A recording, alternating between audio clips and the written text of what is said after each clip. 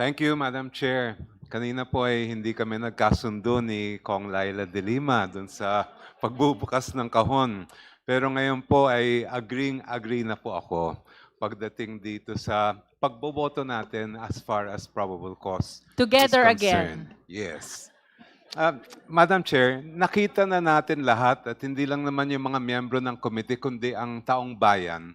Ang narinig natin ang testimonya ng mga resource persons, nakita din natin yung lahat ng mga dokumento at video na authenticated ng iba't ibang mga ahensya ng ating pamahalaan. We have seen the evidence at higit sa lahat, nabigyan na rin natin ng sapat na pagkakataon si Vice President Sara Duterte na humarap at ibigay yung kanyang panig. Despite the repeated notices, despite the repeated opportunities for the Vice President to participate in these proceedings, ay dinedma po niya ang Committee on Justice. At hindi lang ang Committee on Justice ang dinedma niya ang taong bayan, dinedma niya ang ating buong bansa. I think it's time that we already vote on probable cause. Kasi kung ayaw po naman niya magpakita sa House, walang problema. Karapatan naman niya yon, pero dapat ay marinig natin siya sa Senado. Kaya kay VP Sara, doon na po kayo magpaliwanag sa Senado. Bilang pangalawang Pangulo dito sa ating bansa, ay may pananagutan kayo sa taong bayan na naghahanap ng katotohanan. Harapin niyo ang kaso, wag na po kayong umilag. We will see you in court, the impeachment court. The Honorable Sara Ilago.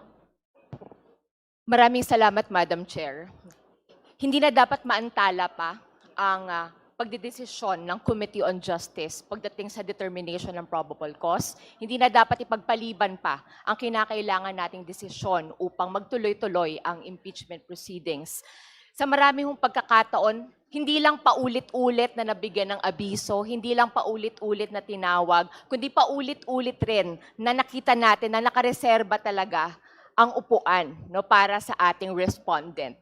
Kahit nga magsiksikan na ang ating mga guest dito sa loob ng ating venue para sa Committee on Justice hearing, ay hindi natin pinapakawalan ang pagrereserba mismo ng upuan sa respondent. Ibig sabihin, laging bukas ang pagkakataon na magpresenta ng evidence, ng counter-evidence, at sumagot mismo ang Vice Presidente sa mga seryoso na aligasyon laban sa kanya. Kaya nga naman, naninindigan tayo na wala na dapat delay, dapat magkaroon na tayo ng desisyon para sa determination ng probable cause. Sobra-sobra na ang paghihintay ng ating taong bayan. Kaya kung may bibigyan tayo dito ng tsansa, dapat tsansa para sa interes ng katotohanan, para sa transparency, para sa accountability. Sa katunayan, Madam Chair, maski po yung complainants ng naunang verified impeachment complaint na na-endorso ng representasyon na ito ay nandito rin sa ating venue ngayon. At matagal na silang nananawagan ng transparency, ng accountability, at hindi po natin papayagan ang anumang pag-antala sa prosesong ito. Maraming salamat, Madam Chair. Both the endorsers already manifested to vote today. So, in fairness likewise to the justice members, we've been attending the impeachment proceeding for like more than a month or 2 months perhaps.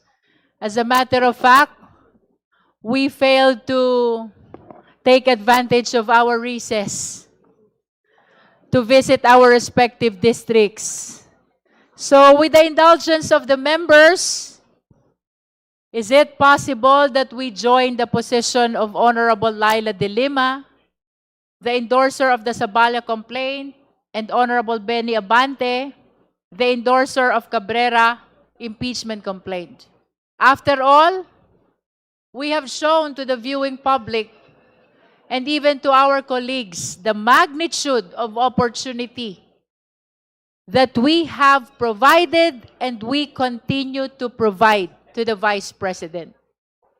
As a matter of fact, the pronouncements of their team, the defense team is very clear that they have no intention of attending before the Justice Committee, notwithstanding their readiness to answer the allegations.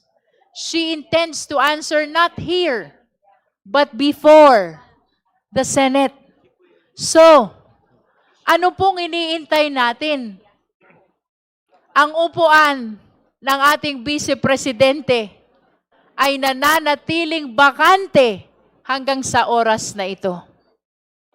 And as manifested by the Honorable Congresswoman from Laguna, which even confirmed her position of evading our proceeding, the Vice President is currently attending an event in San Pedro, Laguna, notwithstanding the importance of this constitutional process.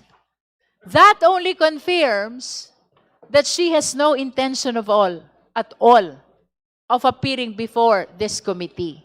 No?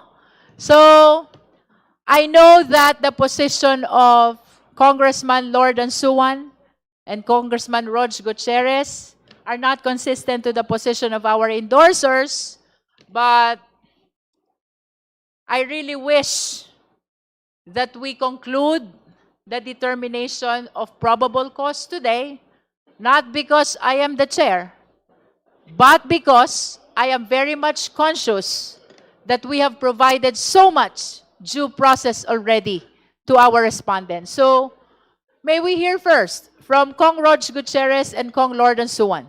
I think you've heard already the manifestations of the justice members who wanted to vote now. Kong Rog? Madam Chair, we submit to the wisdom and consensus of the committee.